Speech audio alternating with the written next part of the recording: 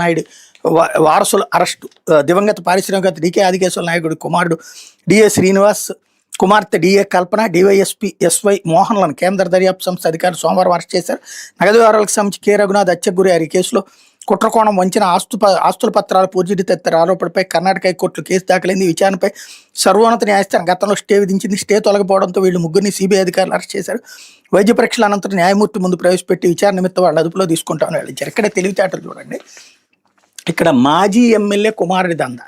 ఇది వీళ్ళు మాజీ ఎంపీనే కదా, తెలుగుదేశం పార్టీ ఎంపీనే కదా, అలాగే వాళ్ళ ఆవిడ కూడా మాజీ ఎమ్మెల్యేగా చేసింది కదా తెలుగుదేశం పార్టీ తరపున. మరి అక్కడ రాయట్లేదు, అది ఇక్కడ స్పెషాలిటీ అనమాట. అంటే ఇక్కడ మనకు కావలసిన వాళ్ళదైతేనేమో ఇట్లాగా మాజీ పారిశ్రామికవేత్త డికే ఆదికేశ్వర నాయుడు అంట టీటీడీ బోర్డు చైర్మన్గా చేశాడు, మాజీ ఎంపీ తెలుగుదేశం పార్టీ తరపున గెలిచాడు, వాళ్ళ ఆవిడ చేసింది, వాళ్ళ కుటుంబ సభ్యులందరూ టీడీపీలోనే ఉన్నారు. బట్ అక్కడ పుట్టి పారిశ్రామికవేత్త. ఇలాగుంటాయి మనం రాసే వార్తలు, ప్రజల్ని ఎలా మోసం చేయొచ్చు అన్నటువంటి.